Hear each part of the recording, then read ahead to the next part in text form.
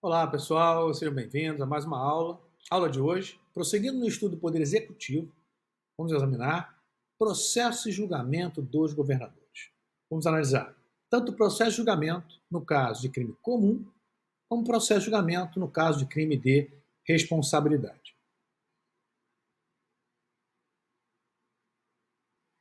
Esse é um tema bastante atual, muito importante, diria eu que até um tema do momento.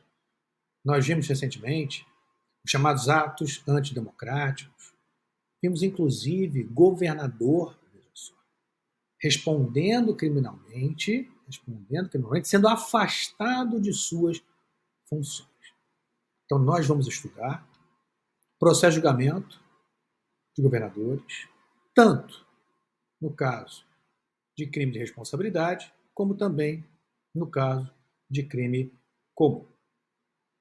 Primeiramente, antes de entrarmos propriamente no processo de julgamento dos governadores de Estado e Distrito Federal, é importante aqui rememorarmos que a Constituição Federal, lá no parágrafo 3º e 4º do artigo 86, ela confere ao Poder Executivo, mais especificamente ao chefe do Poder Executivo no âmbito federal, ao Presidente da República, determinadas imunidades. Vamos lá relembrar. Veja lá, 86, repito, parágrafo 3º e parágrafo 4º. Parágrafo 3º do artigo 86. Enquanto não sobrevier sentença condenatória nas infrações comuns, o presidente da República não estará sujeito à prisão.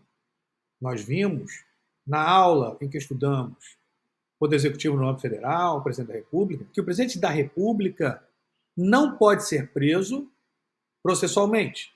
Não cabe contra o presidente as chamadas prisões pré-cautelares e cautelares. Não pode ser preso em flagrante, seja o crime afiançável ou inafiançável, não pode ser preso temporariamente, não pode ser preso preventivamente, inclusive, a partir de jurisprudência do Supremo, não pode ser preso decorrente de sentença condenatória recorrível, pois essa prisão tem natureza processual, tendo em conta a interpretação conferida ao princípio de não culpabilidade da Constituição Federal. Logo, a imunidade do parágrafo 3º do artigo 86 da Constituição é uma imunidade formal prisional, que impede que o presidente seja preso processualmente. Já no parágrafo 4º do mesmo artigo 86, nós teremos uma imunidade formal processual penal, temporária e relativa. Veja o que diz lá no dispositivo. O presidente da República, na vigência de seu mandato, não pode ser responsabilizado por atos estranhos ao exercício de suas funções.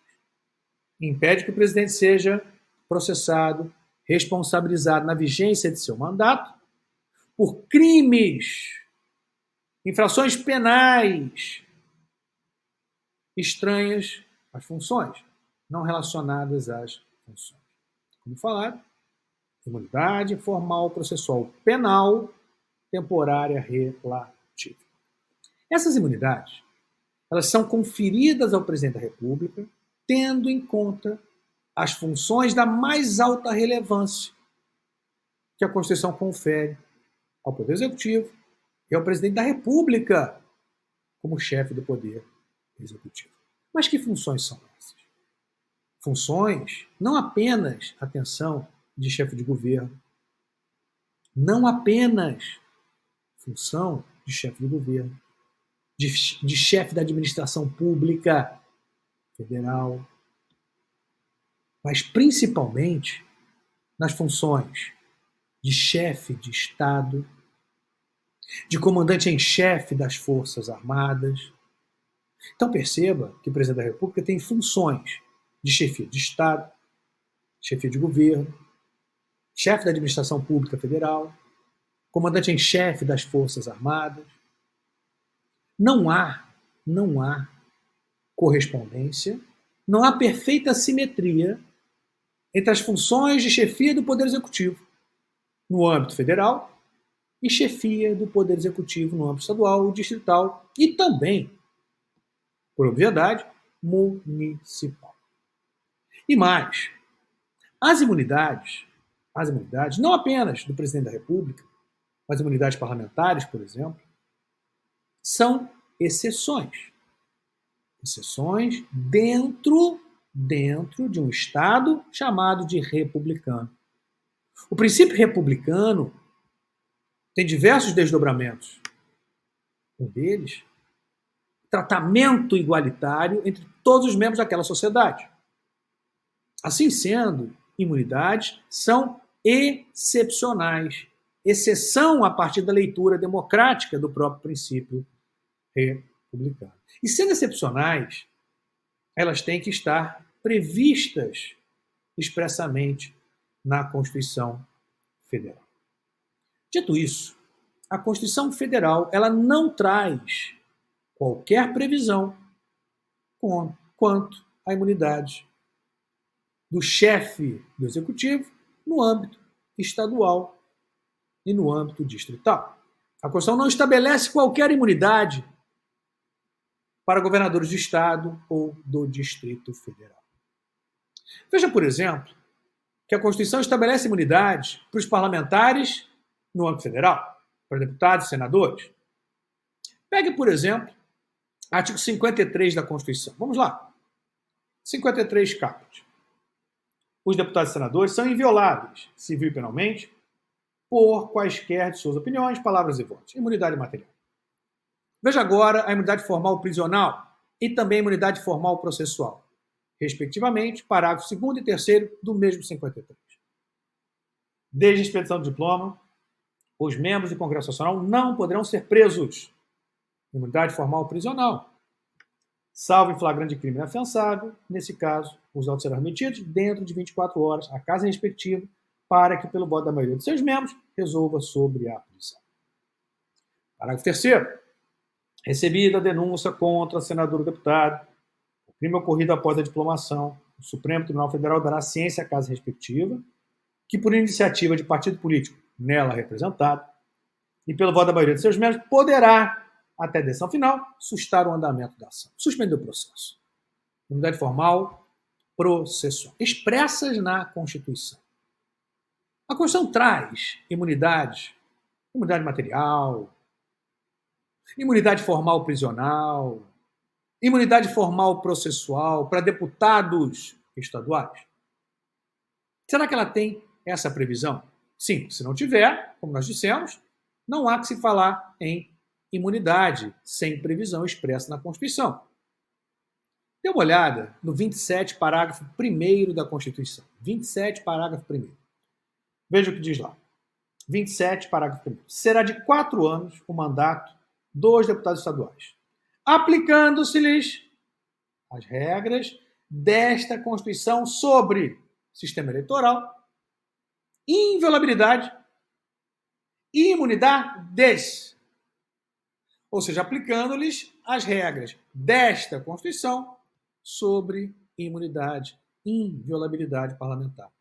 O parágrafo 1º é uma norma que estende aos deputados estaduais as imunidades que a Constituição Federal confere a deputados federais e senadores. Tanto imunidade material, como imunidade formal prisional e formal processual. A Constituição assim o faz expressamente. Logo, não há que se falar aqui em extensão de imunidade por força da simetria, mas sim por previsão expressa. E olha, muita atenção. Veja o 29, inciso 8 da Constituição, olha o que diz lá. Inviolabilidade dos vereadores por suas opiniões, palavras e votos no exercício do mandato e na circunscrição do município. Também por previsão expressa, os vereadores possuem imunidade material, a chamada inviolabilidade parlamentar. Mas, por ausência de previsão expressa, não possuem, os vereadores, imunidades formais, seja prisional ou processual. Então, é importante compreender o sistema de que imunidades são exceção. São exceção que devem vir previstas expressamente na Constituição. Não estando previstas expressamente, não há que se falar em imunidade. Veja o exemplo dos vereadores. Os vereadores só possuem inviolabilidade material. Não possui formal, seja prisional ou processual, por ausência de previsão expressa. Então, retornando aqui ao exame de governadores, A Constituição Federal, no 86, parágrafo 3º e 4º, respectivamente, estabelece imunidade para o presidente da República. Imunidade formal prisional e formal processual. Tendo em conta as funções de ato de chefe de governo, de chefe de Estado, comandante em chefe das Forças Armadas. E não existe, em relação aos governadores de Estado e Distrito Federal, simetria entre as funções. O governador é chefe de governo, chefe da administração pública estadual ou distrital, mas não é chefe de Estado. Não unifica a vontade nacional ou representa o país no plano internacional. Portanto, não existe essa perfeita simetria. Sendo assim, muito cuidado. Não podem constituições estaduais, em nome de uma possível simetria que não existe, conferirem aos governadores de Estado ou à lei orgânica do DF, conferir ao governador do Distrito Federal imunidade, seja imunidade formal, prisional ou imunidade formal processual aos respectivos governadores. Porque, como falado, não há simetria. E mais, tendo em conta o princípio republicano, essas imunidades são excepcionais e devem vir previstas de forma expressa na Constituição Federal. E é nesse sentido que o STF tem posição firme, posição segura na sua jurisprudência. Vejamos algumas decisões. O Estado-membro, ainda que em norma constante de sua própria Constituição, não dispõe de competência para outorgar ao governador a prerrogativa extraordinária da imunidade à prisão em flagrante, à prisão preventiva, à prisão temporária. Pois a disciplinação dessas modalidades de prisão cautelar submete-se com exclusividade ao poder normativo da União Federal, por efeito de expressa reserva constitucional de competência definida pela Carta da República. A norma constante da Constituição Estadual, que impede a prisão do governador de Estado antes de sua condenação definitiva, não se reveste de validade jurídica. É, portanto, inconstitucional e, consequentemente, não pode subsistir em face de sua evidente incompatibilidade material com o texto da Constituição Federal. Podemos falar aqui até mesmo de duplicidade de vício. Inconstitucionalidade material, porque viola o princípio republicano, e inconstitucionalidade formal, pois a Constituição Estadual não tem, o legislador estadual não tem competência para tratar desse assunto ou desse tema. Mais uma decisão. Os Estados membros não podem reproduzir em suas próprias constituições o conteúdo normativo dos preceitos inscritos no artigo 86, parágrafos 3º e 4º da Carta Federal, pois as prerrogativas contempladas nesses preceitos da lei fundamental, por serem unicamente, olha só, compatíveis com a condição institucional de chefe de Estado, são apenas extensíveis ao presidente da República. E terceiro, a imunidade do chefe de Estado, olha novamente. A persecução penal deriva de cláusula constitucional exorbitante. Cláusula constitucional exorbitante. Excepcional do direito comum. Olha lá. E, por traduzir, consequência derrogatória do princípio ou do postulado republicano, só pode ser outorgada pela própria Constituição Federal. Assim sendo, nós podemos agora tirar duas conclusões. Primeiro, que os governadores podem ser processados por crimes comuns, independentemente de relação com a função. Não há imunidade formal, processual, penal, temporária, relativa.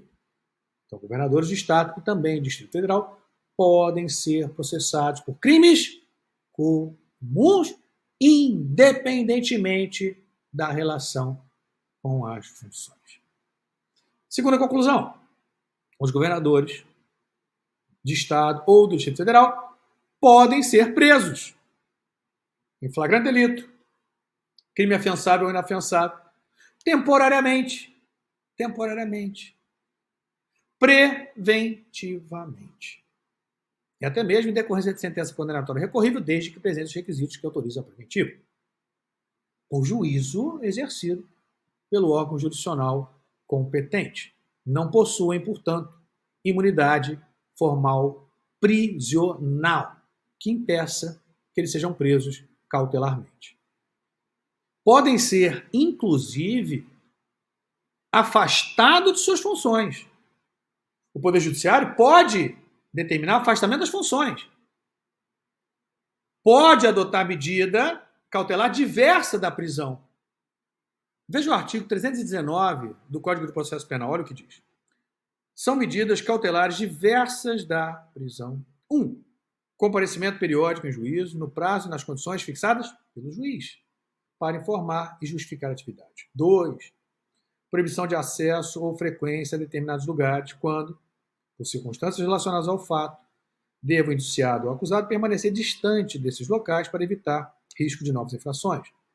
3. Proibição de manter contato com pessoa determinada, quando, por circunstâncias relacionadas ao fato, deva o indiciado ou acusado dele permanecer ou dela permanecer distante.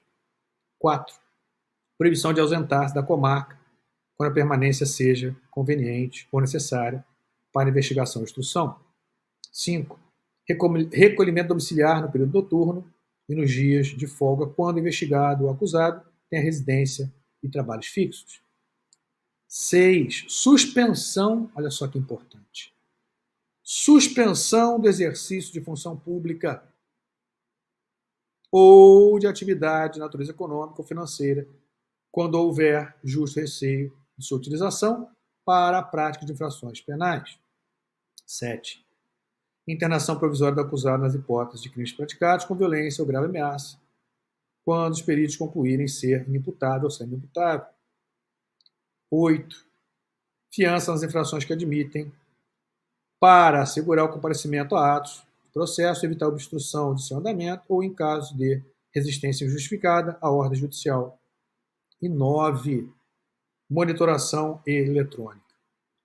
Foi o caso, por exemplo, do afastamento do governador Ibanez Rocha do Distrito Federal, nas ações, nos processos contra aquelas autoridades, aquelas pessoas, não só autoridades, pela prática de crimes contra o Estado Democrático de Direito. Crimes, leia-se, tipificados lá no Código Penal, hein? Crimes tipificados lá no Código Penal. Então foi determinado o seu afastamento, podendo ser determinada também a sua prisão. Não possui qualquer imunidade. Então a gente escuta muito, né, por aí, olha, a medida adotada pelo ministro, e no caso Alexandre de Moraes, ilegal, inconstitucional. Não. Inclusive em consonância com a jurisprudência do próprio Supremo. Governadores não possuem imunidade. Pode o Poder Judiciário determinar, claro, presente os requisitos legais, prisão temporária, preventiva, e pode, por óbvio, se determina a prisão, determinar medidas diversas da prisão, como afastamento cautelar da respectiva autoridade. Professor, mas e quanto à competência do STF? Importante aqui destacar, e não fazer juízo se o dispositivo teria ou não sido recepcionado, constitucional ou não, porque foi recepcionado. Presunção de recepção. Não foi declarado inconstitucional ou declarado não recepcionado, como o caso, pois é anterior à própria Constituição de 88. Mas você tem uma norma vigente, com força de lei, recepcionado com força de lei, que confere essa competência ao Supremo Tribunal Federal. Artigo 43 do Regimento Interno do STF. Olha só. Ocorrendo infração à lei penal na sede ou dependência do tribunal, o presidente instaurará inquérito, se envolver autoridade ou pessoa sujeita à sua jurisdição, ou delegará essa atribuição a outro ministro. Presidente da Corte. E pode delegar essa atribuição a outro ministro. da Corte. Competência aqui do Supremo. Esse dispositivo do regimento interno foi recepcionado pela Constituição de 88. Não houve declaração de não recepção. E recepcionado com força de lei. Recepcionado com força de lei. Assim, gostando ou não estou julgando eventuais abusos, gostando ou não, as decisões estão amparadas legalmente. Quanto à competência 43 do regimento interno do STF, recepcionado como lei. Lei em sentido formal. E quanto às medidas de prisão e de afastamento, em consonância com a Constituição, com a legislação processual penal e, inclusive, com a jurisprudência do Supremo Tribunal Federal. Não estou analisando aqui eventuais excessos porque não estou olhando o processo. Não estou vendo as provas que lá constam. Estou analisando o sistema jurídico, abstratamente considerado, onde você tem, repito, lá no 43 do regimento interno, ato com força de lei recepcionado como lei em sentido formal, competência do Supremo. Temos ainda o sistema constitucional que não confere imunidade a governadores. Não confere. E temos a legislação penal ou processual penal que permite a prisão, respeitados aqueles requisitos. E você tem a possibilidade de flagrante, crime afiançável ou inafiançável, temporária, preventiva, sentença condenatória recorrível, respeitar os requisitos legais. Presente requisitos que autorizam a preventiva. Temos ainda, na legislação processual penal, 319 do CPP, previsão na lei processual penal, o afastamento cautelar. Enquanto o tribunal entender presentes requisitos que autorizam a medida cautelar. Tanto que, recentemente, o ministro Alexandre de Moraes fez cessar o afastamento, pois entendeu que a autoridade afastada não estava mais ali, eventualmente, atentando contra o bom andamento do processo, ameaçando testemunhas, não se justificava mais a manutenção da medida cautelar. Retorna. Mas não significa que a medida não possa ser tomada. E repito, não estou analisando aqui aquele caso concreto específico, não estou vendo os detalhes, as vírgulas, os pontos. Eu estou analisando o que o sistema constitucional permite.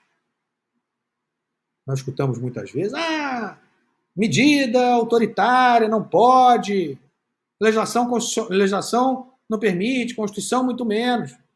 Permite sim, acabei de mostrar para vocês. Inclusive em consonância, repito, com a jurisprudência do Supremo Tribunal Federal, que nesse ponto tem sido bastante tranquilo. Quanto à não possibilidade de se estabelecer imunidade a governadores. Então ele pode ser preso, pode ser afastado das funções.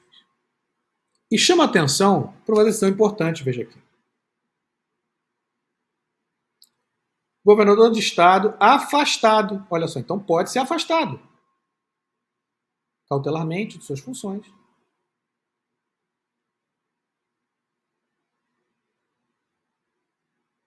Por força de recebimento de denúncia por crime comum, já antecipo que esse afastamento não é automático, mas a gente vai voltar a isso.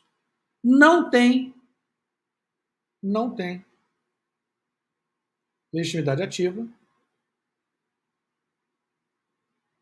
para a propositura das ações do controle concentrado, abstrato de constitucionalidade. Não só a ADI, mas a ADI, a ADC, a ADO e a ADPF. Porque se ele está afastado, essa legitimidade decorre da função. Se ele está afastado da função, naquele período de afastamento, ele não tem legitimidade para a propositura de ações de controle concentrado, abstrato de constitucionalidade. Nós vamos agora analisar propriamente o processo de julgamento do governador no caso de crime comum. Vamos ao artigo 105, inciso 1 da Constituição Federal. Olha lá. Compete ao Superior Tribunal de Justiça, inciso 1, processar e julgar originariamente, nos crimes comuns os governadores dos estados e do Distrito Federal. Temos lá outras autoridades, mas aqui importa governador de estado e do Distrito Federal. Então, repetindo, compete ao STJ processar e julgar originariamente dos crimes comuns, os governadores dos estados e do Distrito Federal.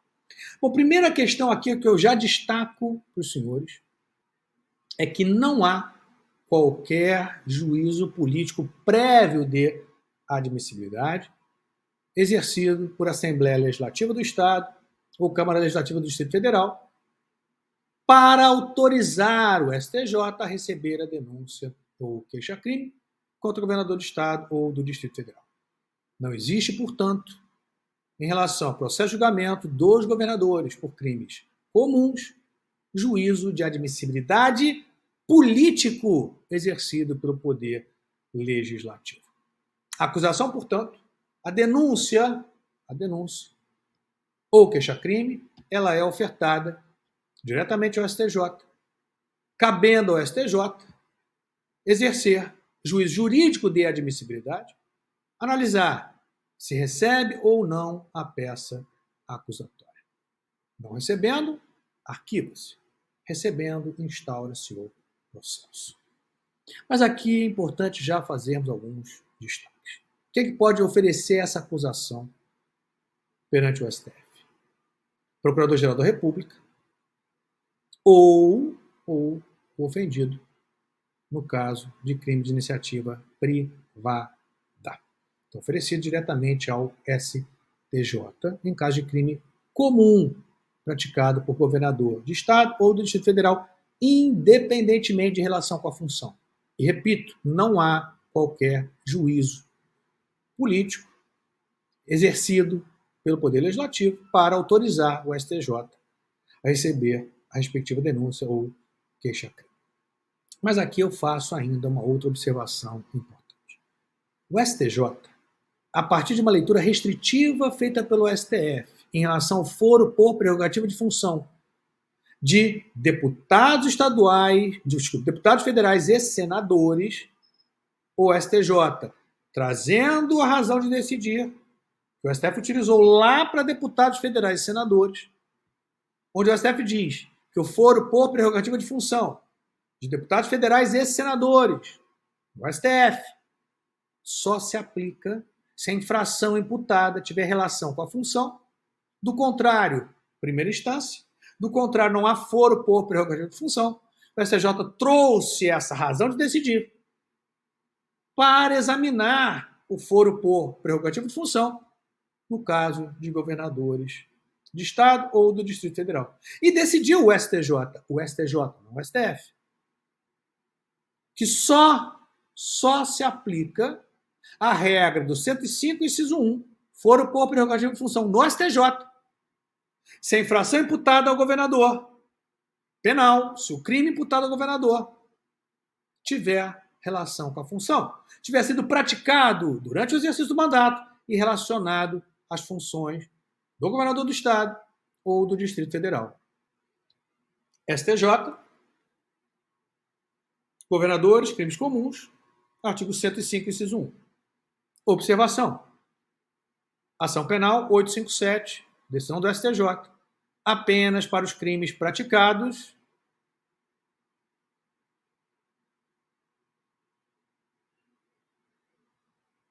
no exercício da função e em razão desta.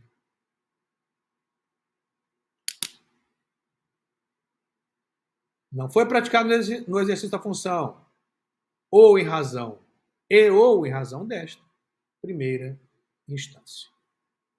E como eu já havia antecipado, o STJ, recebendo a acusação, instaurando formalmente o processo, não acarreta automaticamente a suspensão do governador de suas funções. A suspensão das funções, ela não é um efeito imediato da instauração do processo, como é em relação ao presidente da República. Em relação ao presidente da República, como visto, uma vez instaurado o processo formalmente no STF, ele fica suspenso suas funções automaticamente, no prazo máximo de 180 dias. Aqui, para governador, não é automático. O próprio STJ é quem vai deliberar se o governador pode ser mantido nas suas funções, mesmo após a instauração do processo, ou se estão presentes requisitos que autorizam o afastamento cautelar do governador de suas funções. E se assim decidiu o STJ, não há tempo máximo. Mas enquanto o tribunal, STJ, entender presentes os requisitos que autorizam aquele respectivo afastamento. Então, repito, o afastamento não é automático, vai depender de juízo exercido pelo próprio STJ, analisando se presentes os requisitos que autorizam a prisão, que poderá ser determinada a prisão, o afastamento, pois poderá ser determinado afastamento, e não havendo tempo máximo, mas sim enquanto durar os pressupostos, as condições que justificam tanto a prisão como o afastamento cautelar das respectivas funções. No mais, seguem-se as regras de processo penal. Sendo absolvido, não há qualquer prejuízo à continuidade no exercício de suas funções. Sendo condenado, não é efeito imediato e principal da condenação a perda do cargo, a perda da função pública e suspensão dos direitos políticos. Não é efeito imediato.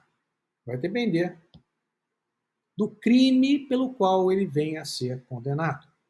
Então, repito, a perda do cargo não é efeito imediato da condenação. É um efeito secundário a depender do crime pelo qual ele tenha sido eventualmente condenado. Temos então processo e julgamento dos governadores por crimes comuns.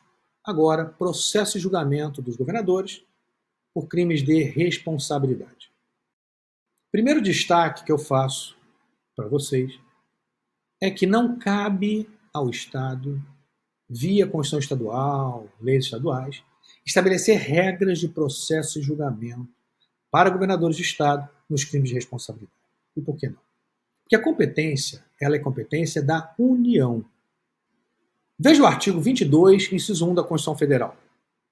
Compete privativamente à União legislar sobre direito civil, comercial, penal, processual. Então, a competência para regular processo e julgamento de governadores, do Distrito Federal, dos estados, ela é da União. Assim sendo, Constituição Estadual, Lei Orgânica do Distrito Federal, leis estaduais, leis distritais, que estabeleçam regras de processo e julgamento de governadores de Estado e do Distrito Federal, são inconstitucionais. Vício formal de competência. Vício formal orgânico. Usurpação de competência da União. E assim já decidiu o Supremo Tribunal Federal. Súmula vinculante 46, a definição dos crimes de responsabilidade e o estabelecimento das respectivas normas de processo e julgamento são de competência legislativa privativa da União. Súmula vinculante 46. Assim, a lei que nós temos atualmente regulando processo de julgamento de governadores é a Lei 1079 de 50. Essa lei é que regula, que estabelece as regras de processo e julgamento dos governadores por crimes de responsabilidade. Agora, nós temos que tomar alguns cuidados muito importantes com o detalhe ou com os detalhes do processo de julgamento dos governadores por crime de responsabilidade. Bom, primeiramente, quem é que pode apresentar acusação? A lei fala denúncia, tá? Denúncia contra governadores de Estado e DF por crimes de responsabilidade. Lembrando aqui do Presidente da República, qualquer cidadão. Então, qualquer cidadão pode apresentar denúncia contra governador de Estado ou Distrito Federal. No caso dos estados, a Assembleia Legislativa respectiva. No caso do Distrito Federal, a Câmara Legislativa. Então, vamos aqui trabalhar no âmbito do Estado, depois você transfere para o Legislativo do Distrito Federal. Então, qualquer cidadão apresenta a denúncia, a acusação à Assembleia Legislativa do respectivo Estado. E agora, muito cuidado, hein? Para não confundir, não cair em pegadinha. Cabe à Assembleia Legislativa receber a denúncia. Diferentemente do Presidente da República, onde a Câmara de Deputados autoriza o Senado a receber a acusação. Aqui não. Aqui a Assembleia Legislativa ela recebe a acusação. E por quê? Porque nós não temos duas casas legislativas no âmbito estadual e distrital. Então a própria Assembleia recebe a acusação. Recebe ou não, óbvio. O juízo político de admissibilidade exercido pela Assembleia Legislativa, recebendo ou não a acusação, a denúncia contra o governador de Estado, ou, no caso da Câmara Legislativa, governador do Distrito Federal. Se não recebido, arquiva-se a acusação, juízo político negativo, não há qualquer prejuízo à continuidade do governador no exercício de suas funções.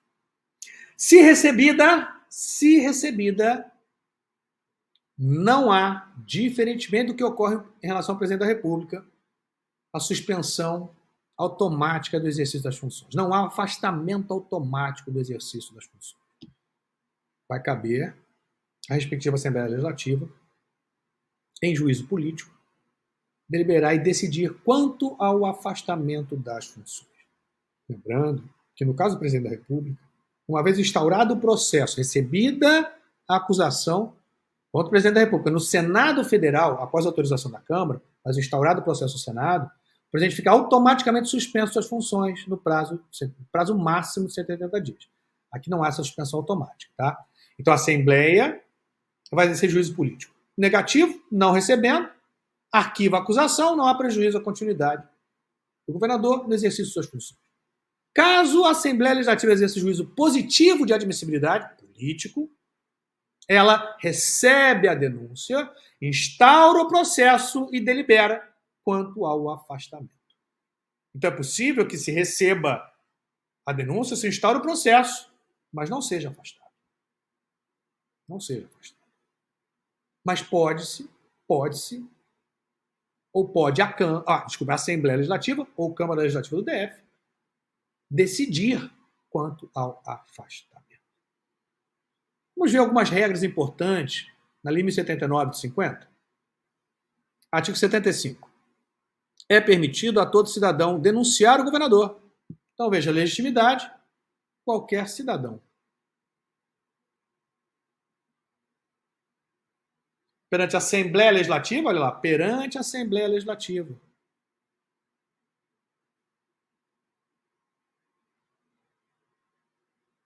Por crime de responsabilidade. Art.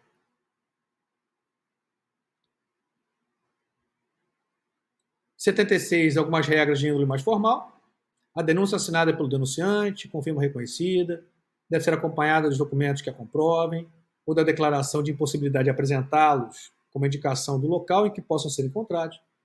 E nos crimes de que houver prova testemunhal, conterão o rol das testemunhas, em número de 5, pelo menos. Parágrafo único, não será recebida a denúncia depois que o governador, por qualquer motivo, houver deixado definitivamente o cargo. Assim, se antes do recebimento ele já deixou o cargo, por qualquer motivo, renunciou, encerrou o mandato, a denúncia não será recebida, ele não será julgado pela Assembleia Legislativa. Pelo menos não por crime de responsabilidade, mas pode ser julgado no Poder Judiciário por crime comum eventualmente praticado. Obviamente, não há aqui vinculação de instâncias, não há vinculação da instância política em relação à instância jurídica. Artigo 79 também é importante, olha só, no processo de julgamento do governador, serão subsidiários desta lei naquilo em que lhe forem aplicáveis, assim o regimento interno da Assembleia Legislativa, do Tribunal de Justiça, como o Código de Processo Penal. Olha aí, afastamento, por exemplo, das funções. Parágrafo único. Os secretários de Estado, nos crimes conexos com os dos governadores, serão sujeitos ao mesmo processo e julgamento. Assim sendo, pode ser determinado, como já dito, o afastamento das funções, que não é automático. Faço questão de reforçar. Mas agora, muito cuidado. E cuidado com o quê? Eu disse que cabe à Assembleia Legislativa ou à Câmara Legislativa do DF receber a denúncia contra governador do Estado ou do Distrito Federal. Mas não é a Assembleia Legislativa que julga. Não é a Câmara Legislativa do DF que julga, ou que julga. Ele será julgado, governador, por um tribunal especial misto, composto por 5 membros da Assembleia Legislativa ou da Câmara Legislativa do DF e 5 membros do Poder Judiciário do respectivo Estado, sob a presidência do presidente do Tribunal de Justiça do respectivo Estado. Logo, constituições estaduais que estabeleçam regras distintas são inconstitucionais, porque violam a competência legislativa da União para legislar sobre matéria processual, 22, inciso 1, combinado com súmula vinculante número 46 do STF. Vamos ver como dispõe a Lei 1079 de 50. O governador será julgado nos crimes de responsabilidade pela forma que determinar a Constituição do Estado. Aqui pode riscar. Isso é inconstitucional. Não foi recepcionado pela Constituição de 88, tendo em conta, repito, artigo 22, inciso 1 da Constituição Federal e súmula vinculante número 46 do STF. E aí, seguindo, não poderá ser condenado, senão a perda do cargo, ou seja, não há prisão, tá? E aqui um detalhe importante que eu já destaco, hein? Perda do cargo com inabilitação por 5 anos, ou até 5 anos. Aqui a gente guarda, nós vamos voltar a esse ponto. Parágrafo 1º. Quando o tribunal de julgamento for de jurisdição mista, serão iguais, pelo número, os representantes dos órgãos que o integrarem, excluído o presidente, que será presidente do Tribunal de Justiça. Parágrafo 2º. Em qualquer hipótese, só poderá ser decretada a condenação pelo voto de 2/3 dos membros de que se compuser o Tribunal de Julgamento. E agora o parágrafo 3º, hein? Nos estados onde as constituições não determinarem, e elas não podem determinar, o processo dos crimes de responsabilidade dos governadores aplicar-se-á o disposto nesta lei, devendo, porém, o julgamento ser proferido, olha aqui, por um tribunal especial misto, composto por 5 membros do Poder Legislativo e 5 desembargadores, sob a presidência do presidente do Tribunal de Justiça local, que terá direito de voto no caso de empate. A escolha desse tribunal será feita da seguinte maneira: a dos membros do Legislativo, mediante eleição pela Assembleia Legislativa; a dos desembargadores, mediante sorteio. Parágrafo 4º. Esses atos deverão ser executados dentro de 5 dias, contados da data em que a Assembleia Legislativa enviar ao presidente do Tribunal de Justiça os autos do processo, depois de decretada a procedência da acusação, depois de recebida a acusação. Assim, recebida a acusação pela Assembleia Legislativa dos Estados ou Câmara Legislativa do DF, será formado um tribunal especial, composto por 5 membros do Poder Legislativo eleitos, escolhidos entre seus pares, e 5 membros do Tribunal de Justiça do Poder Judiciário, por sorteio. Preside o julgamento o presidente do Tribunal de Justiça local, como fala. Caso o governador seja condenado por crime de responsabilidade, a pena aplicável será de perda do cargo, impeachment e inabilitação para exercício de função pública, administração direta, indireta, cargo de provimento mediante concurso, cargo eletivo, livre nomeação e exoneração por 5 anos. Professor, mas lá para o presidente da República são 8 anos. Para o governador, só 5? Nós temos divergência quanto ao ponto. Alguns entendem que essa parte de 5 anos não teria sido recepcionada pela Constituição, aplicando-se as regras estabelecidas para presidente, parágrafo único do 52, 8 anos. Segunda corrente, diz não posso aplicar a regra constitucional de 8 anos, que seria analogia em malam partem. Mesmo sendo crime de responsabilidade, tem natureza processual penal, então não cabe analogia em malam partem. Mas eu aplico, diz a segunda corrente, aplico a lei de ficha limpa. Ficaria inelegível por 8 anos, como diz a lei de ficha limpa. E uma terceira corrente diz, nenhuma das duas anteriores está correta. Não será 8 anos pelo parágrafo único do 52, pois é analogia em malam partem. E lá é uma regra específica para presidente. Não pode se aplicar a lei de ficha limpa Quanto a suspensão para exercício de função pública, pois lá trata de condição de elegibilidade, cargos eletivos. Aqui, qualquer função pública. Claro que ele pode ficar inelegível cargos de provimento mediante eleição pela lei de ficha limpa. Mas esse período de 8 anos não se estende a cargos que não são eletivos. Logo, aplica-se a regra específica da lei 1079 de 50. 5 anos suspenso para exercício. Inabilitado, não é inelegível, inabilitado para exercício de função pública. Temos, inclusive, um caso concreto que adotou essa terceira corrente, que é a que vem sendo adotada na prática. Wilson Witzel, aqui no Rio de Janeiro. Foi condenado, foi empichado e ficou inabilitado. 5 anos para exercício de função pública. É, na prática, a posição que vem sendo adotada, mas nós temos essas 3 correntes divergentes. Uma entende que não recepcionou 5 anos, aplica-se 8 anos de inabilitação para a função pública, previsto no parágrafo único de 52. A segunda corrente diz, não posso aplicar por analogia o parágrafo único de 52, tendo em conta ser norma específica para o presidente da República. Mas posso aplicar a norma genérica da lei de ficha limpa, que estabelece 8 anos, embora lá seja 8 anos de inelegibilidade. Aí vem a terceira. Diz não aplico a primeira corrente, tendo em conta vedada a analogia em Malamparte e o princípio da especialidade. Não aplico. Portanto, parágrafo único do 52. E tampouco aplico a lei de ficha limpa para a inabilitação de uma forma geral, pois a lei de ficha limpa, ela regula situações de inelegibilidade e não de inabilitação geral para exercício de qualquer função pública. Assim sendo, para inabilitação para exercício de função pública na administração direta e indireta, abrangendo cargos eletivos, de provimento mediante concurso, de livre nomeação de exoneração, 5 anos estabelecidos na lei 1079 de 50. Bom, pessoal, vimos então processo de julgamento dos governadores de Estado e Distrito Federal no caso de crimes comuns. Abraço grande, até a próxima, bom estudo a todos.